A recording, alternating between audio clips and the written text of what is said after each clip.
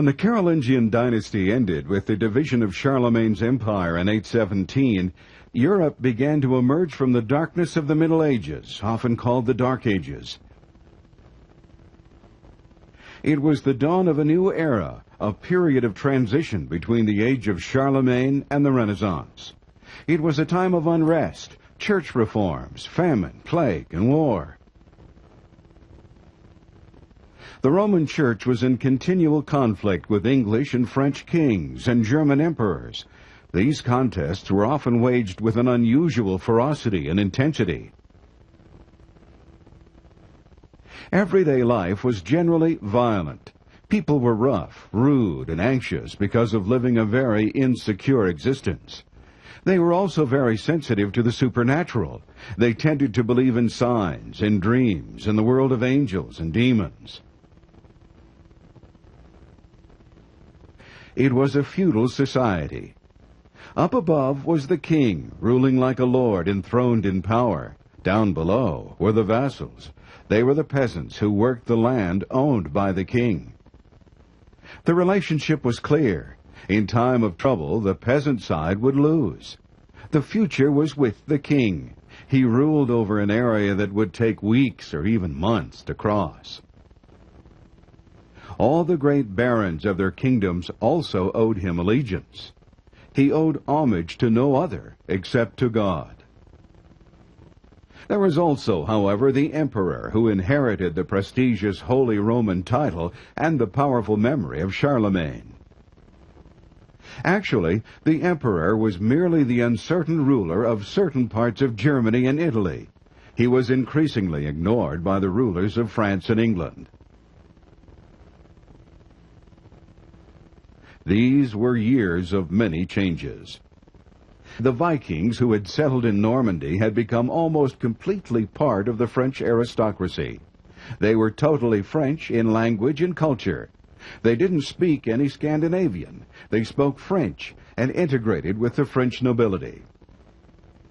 In 1066, one of the Norman dukes, William, invaded England, where he defeated Harold II, the last Saxon king, at the Battle of Hastings. William was later crowned King of England, and known thereafter as William the Conqueror. He believes he should be the one to inherit the English throne. And when he doesn't get it, he sails across the English Channel into France and conquers all of England. When he does this, he sort of parcels out England to his vassals, the warriors who served him, and sets up a new feudal state in England. And England wasn't the only place that these Norman warriors conquered. You see Normans going into southern Italy, to Sicily, setting up kingdoms there. They're fighting in Spain, and one of the most notable areas that they're fighting in is something that we call the First Crusade.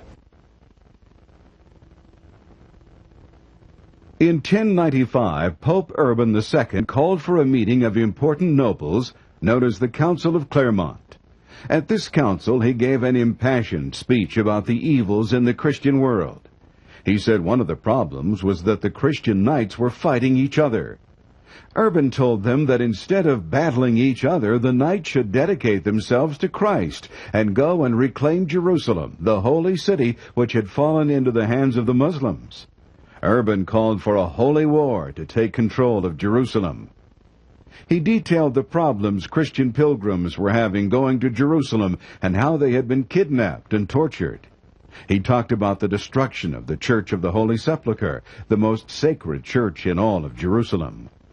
Urban promised the knights that in return for joining him in reclaiming Jerusalem, they would earn salvation for their sins. Urban's speech was incredibly successful. Hundreds of knights at Clermont agreed to join this cause, and preachers went all over Western Europe to sort of talk about this crusade. And it wasn't just knights who were moved by this idea. We see entire towns, entire villages pick up and leave and go on this crusade and march on Jerusalem. And by the time the crusade gets started in 1096, there are literally tens of thousands of people migrating all across Europe And you have to remember that this isn't a period of mass transit or even roads. So people are sort of foraging their ways through the wilderness to try to join up. And all these various Western European people meet up at Constantinople and then march down the coast to the city of Jerusalem. And it's an incredibly hard and arduous march. They take huge casualties.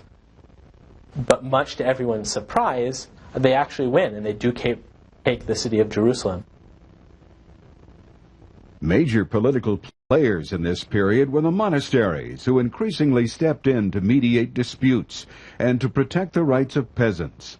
In the 10th and 11th centuries, there is a movement called the Peace of God movement, when these monasteries started to resist violence among the nobles.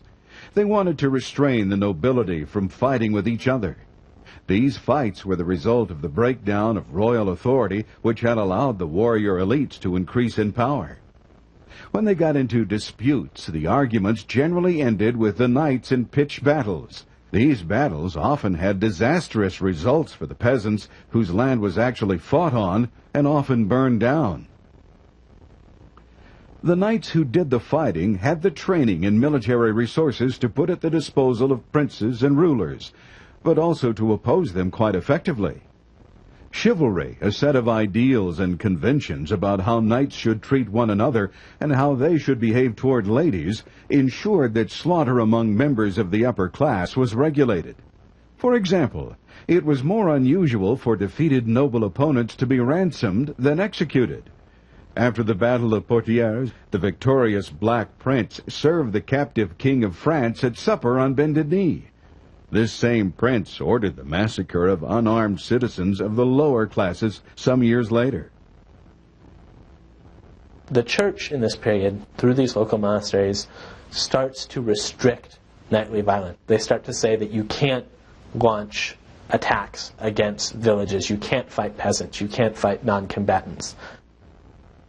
And then they also restrict, say, what days that you can fight. You can't fight on Sundays, you can't fight on feast days, on days of the saints, these religious holidays.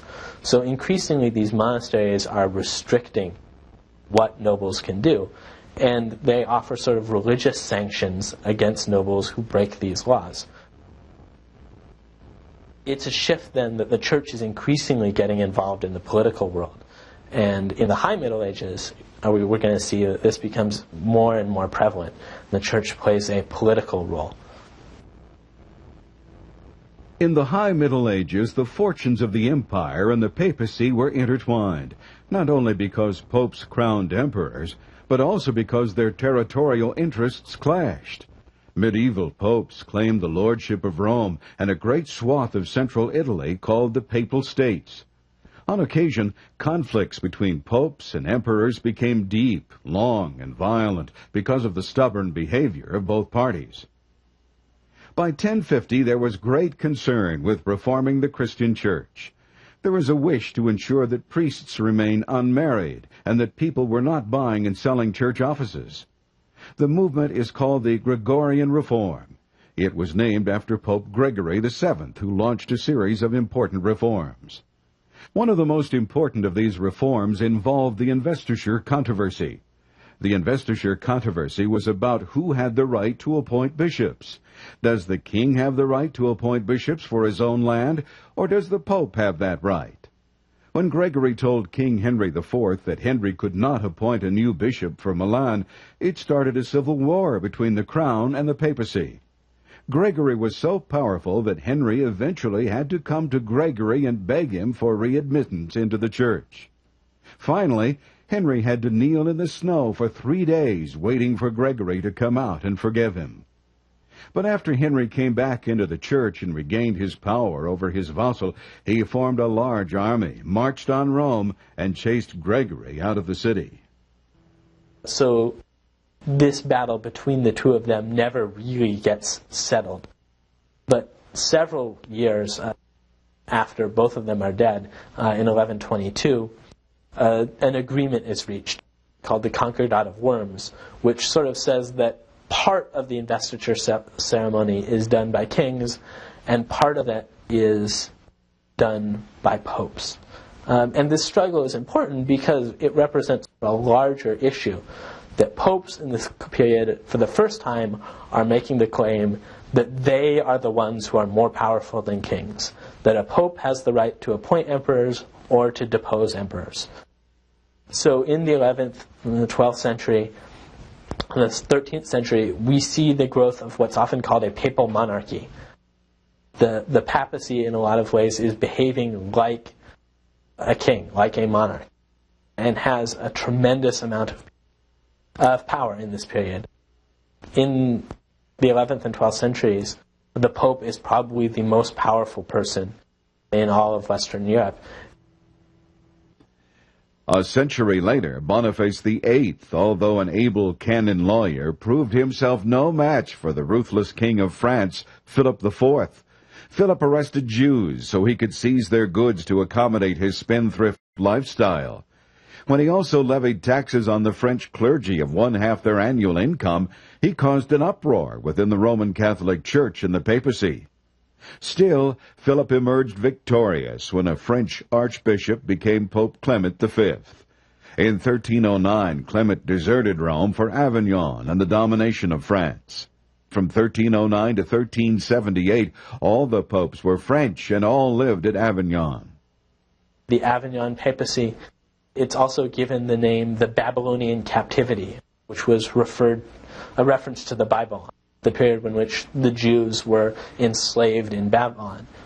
It has this name, the Babylonian captivity, because it caused a lot of problems for people that the Pope was in Avignon. They were concerned that the French king was basically running the papacy. That was one of their concerns.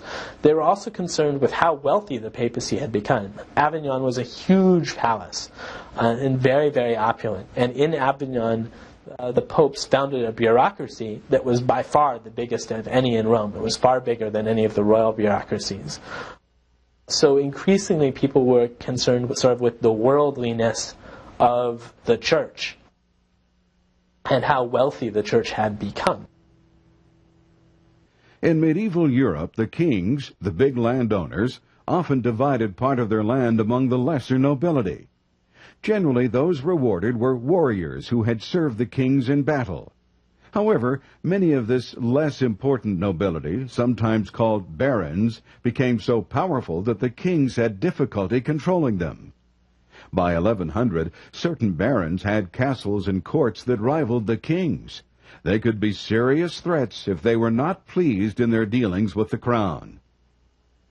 In 1215, the English barons formed an alliance and forced the English King John to sign an agreement, radical for the time, called the Great Charter, or Magna Carta. While it gave no rights to ordinary people, the Magna Carta did limit the king's power of taxation and required trials before punishment. It was the first time an English monarch came under the control of the law.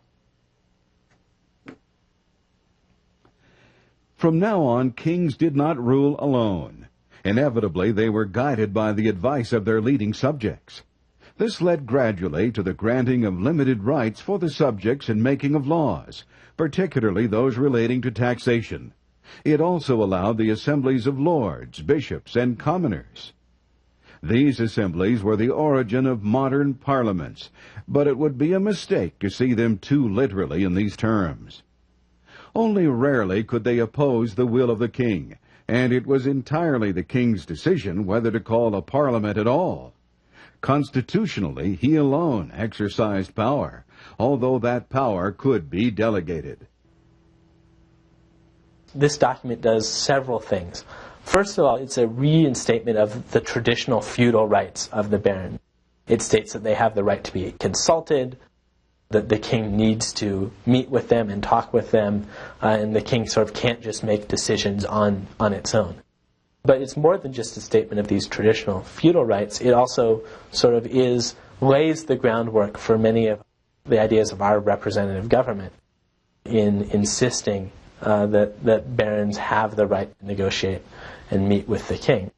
It also standardizes justice in a lot of ways. It states that the king must adhere by the laws of the land, that he can't break them when he feels like it, and most importantly, that many of these fundraising techniques that John was using about imposing all these taxes couldn't be done without the consent of the nobility. We're not at the point yet where this is a popular government, that the people somehow have some say or have to be consulted.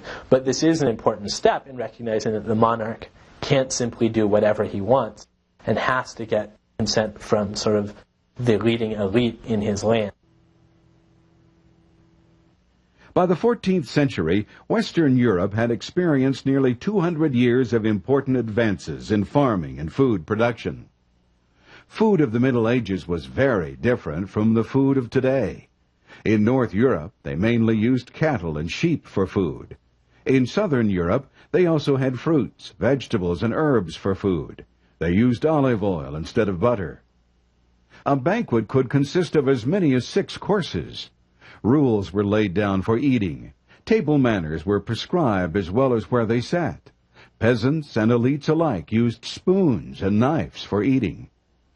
Meats and fishes were smoked or dried. Another way of preserving was to pickle fruits and vegetables. Meat for the winter was salted in huge wooden vats. The blazing hearth was the warmest place in the kitchen. Food was often disguised with spices to hide the spoiled taste. Some castles kept honeybees. Honey was used to sweeten foods and drinks. But with this prosperity, Europe had become overpopulated. And now Western Europe faced a series of disasters. After many years of mild weather and long crop-growing seasons, a shift in the weather pattern occurred. The production of crops went down, and since the European population had risen to such a high point, any kind of disaster like this was bound to have an awesome effect on the population. Increasingly, sort of a series of disasters befalls Western Europe. The first is these huge famines in the beginning of the century, which cause a tremendous loss of life. There's a shift in atmospheric conditions, crop yields go down, and the European populace had risen to such a high point that any kind of disaster like this was bound to have a huge effect on the populations. After the famine that reduced the European population, another disaster befell them. It was called the Black Death, a plague of diseases that hit in 1347 and again in 1351. The disease came with ships from the Orient and into Italian ports. Also called the Black Plague or bubonic plague, it is a combination of bubonic plague and pneumonia. These are exceptionally contagious diseases that combined with dramatic intensity on a European population already weakened by famine. We don't know exactly how many people died, but a rough estimate is that somewhere between 1/4 to 1/2 of the Western European population succumbed. So it has a huge effect, and everyone would have had some people that they know who had died of the plague. And within 3 years it spread all over Europe and dramatically decreased the population. And you can't sort of overestimate the psychological effect that this would have on people. All around you, you had friends, loved ones, families who were dropping dead, and no one had any idea of why this plague spread. We know now that the plague was spread by fleas who were carried by rats. And the fleas would bite infected people and then become carriers and then bite other people and spread the plague. But they had no idea what was causing this plague. And often, many people thought it was sort of a divine punishment, that people had done something wrong, that society had done something wrong, and that then God was inflicting this disease as sort of retribution for the sins of society. Then, toward the end of the 14th century, after all of its other problems, Europe had to endure the 100 Years' War, when English and French kings fought for control of Aquitaine and France. The war between the Plantagenet kings of England and the Valois kings of France was a particularly prolonged and wide-ranging series of violent battles. Medieval warfare consisted primarily of low-intensity operations, such as ravaging one's enemy's lands or besieging his castle. Military operations were mainly time-consuming blockades or dangerous assaults on the weakest points. The huge, expensive stone castles of the 13th and 14th centuries, with their rows of cylindrical towers, were symbols of elite and aristocratic power. The English king at this time insists that he is the one who has the best claim to the French throne. However, the French monarch points out that though the English king has a more direct claim, that he draws this claim through a woman. And because of that, that claim is invalid. So the two monarchs are arguing, and it leads to a huge destructive war. It goes back and forth. In 1415, a series of remarkable victories by King Henry V of England in battles fought in the area of Agincourt in France ensured that the 100 Years' War would continue for another 40 years. The final years of the High Middle Ages also led into the beginning of the Renaissance, with its great revival in art, philosophy, medicine, and law that changed Europe and the world for generations.